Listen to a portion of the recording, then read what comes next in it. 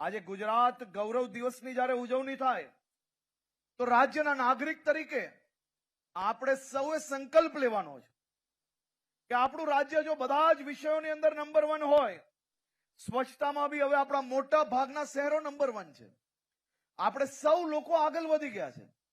આપણે કેમ આપણા સ્વચ્છતા કર્મીઓનું કામ એની ઉપરનું ભારણ ઓછું ના કરી શકીએ? આપણે સૌ લોકો કચરા પેટીનો ઉપયોગ કેમ ના કરી શકીએ? આપણે આપણા શહેરને સ્વચ્છ બનાવવા માટે વધુમાં વધુ સ્વચ્છતા દૂતોને મદદ કરવા માટે કચરો રસ્તા પર જાહેર સ્થળો પર ના નાખવાની બદલે ત્યાં જે વ્યવસ્થાઓ ઊભી કરી છે એ વ્યવસ્થાઓનો ઉપયોગ કરીએ.